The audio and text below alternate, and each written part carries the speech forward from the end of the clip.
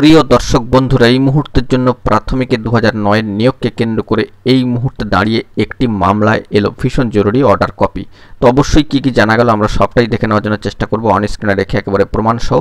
এবং এখানে কিন্তু ভীষণ জরুরি আপডেট থাকছে, পাশাপাশি কাট অফ ডেটের ফ্যাক্টর, তিনটি গুরুত্বপূর্ণ সালের কথাও কিন্তু উল্লেখ করার প্রয়োজনীয়তা রয়েছে। তো অর্ডার কপির অংশ এবং কেসের স্ট্যাটাস সহ বিস্তারিত আলোচনা করছি। ভিডিওটিকে শেষ পর্যন্ত দেখবেন, কোনোভাবে স্কিপ করবেন না। কোন জেলা অবশ্যই কিন্তু সবটা উঠে আসবে। তো অবশ্যই ভিডিওটিকে শেষ পর্যন্ত দেখবেন, স্কিপ করবেন না, চ্যানেলটিকে সাবস্ক্রাইব করে সঙ্গে থাকবেন। চলুন কথাবার্তা না বাড়িয়ে আমরা মূল টপিকে ফোকাস করি। এই মুহূর্তে প্রাথমিকে 2009 নিয়োগকে কেন্দ্র করে অত্যন্ত গুরুত্বপূর্ণ আপডেট বন্ধুরা সরাসরি দেখতে পাচ্ছেন। অত্যন্ত গুরুত্বপূর্ণ মামলার সিঙ্গেল বেঞ্চের যে স্ট্যাটাস, এই মামলার পরবর্তী শুনানির দিনক্ষণ রয়েছে আগস্ট মাসে 12ই অগস্ট 2025 নিউ মোশন 1-এ। অবশ্যই সিঙ্গেল বেঞ্চ এবং অবশ্যই হাওড়া জেলার ক্ষেত্রে প্রাথমিকে 2009 ডিপিএসসি। অত্যন্ত গুরুত্বপূর্ণ খবর আপডেট। তো আমরা আপাতত মামলার স্ট্যাটাসটি এখানে দেখতে পাচ্ছি এবং সেই সূত্র ধরে যে বিগত ডেটে অর্থাৎ প্রিভিয়াস ডেটে 15/7/2025 ডেডলাইনকে সামনে রেখে যে এক দফা অর্ডার কপি উঠে আসলো, সেটাও কিন্তু আপনাদের সামনে সরাসরি তুলে ধরবার জন্য চেষ্টা করব। তবে নেক্সট হিয়ারিং ডেট শিডিউল আপনারা নিজেরাই স্পষ্ট করে দেখতে পাচ্ছেন কেসের স্ট্যাটাস থেকে।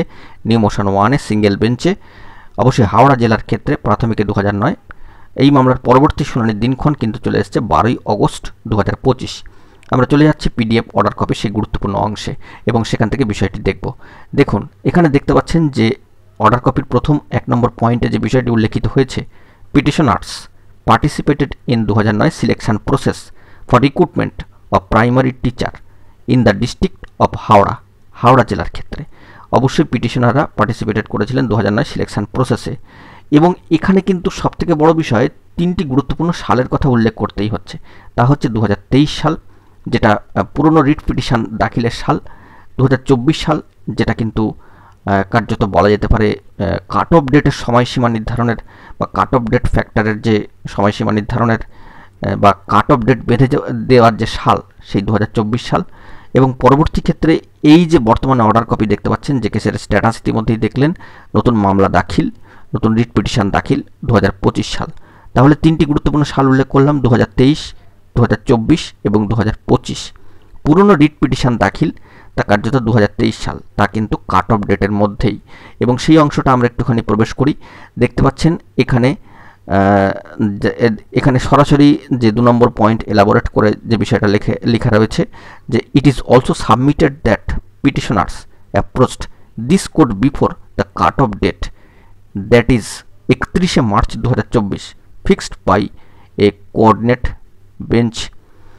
অর্ডার নাম্বার দিয়ে দেওয়া রয়েছে, ডেটেড 9 এপ্রিল 2024, মানে রিট পিটিশন বিং ডাব্লিউপিএর নাম্বার দিয়ে বিষয়টি উল্লেখিত হয়েছে। তাহলে ইতিপূর্বে 2023 সালের কথা উল্লেখ করলাম, পুরনো রিট পিটিশন দাখিলের যে সাল, 24 সালটা হচ্ছে দেখুন 31 মার্চ কাট অফ ডেট, এবং পরবর্তী ক্ষেত্রে 2025-এ এই নতুন মামলা দাখিল। তো সব মিলিয়ে বলা যেতে পারে এবারে এই সমস্ত পিটিশনারদের চাকরি হবে কি হবে না সেইটা আপাতত বিচার্য বিষয়, এবং সেখান থেকে দেখা যাক পরবর্তী ক্ষেত্রে কি আপডেট উঠে আসে। Mister Biswas, learned advocate representing district primary school council Howrah, press for accommodation to obtain instruction. তো দেখা যাক কি বার্তা উঠে আসে সেখান থেকে, এবং list the matter under the same heading on 12ই অগস্ট 2025। অনারেবল জাস্টিস সম্মানীয় বিচারপতি সৌগত ভট্টাচার্য মহাশয়ের এজলাস। আবার নিয়োগ হবে কিনা, কাট অফ ডেটের মধ্যে ফ্যাক্টর সমস্ত মিলিয়ে দেখা যাক এই নিয়োগকে কেন্দ্র করে পরবর্তীকালে কি আপডেট উঠে আসে এবং এই নিয়োগ প্রসেসটা ত্বরান্বিত হয় কিনা পিটিশনারদের জন্য। তো সেই দিকে আমাদেরকে ফোকাস রাখতে হবে, কি হবে না হবে। অবশ্যই জরুরি আপডেট পেলে কোর্ট সূত্রে সবটা তুলে ধরবো। এখন এটুকুই, ভালো থাকবেন, চ্যানেলটিকে সাবস্ক্রাইব করে রাখবেন এরকমই জরুরি আপডেটগুলি পাওয়ার জন্য। ধন্যবাদ।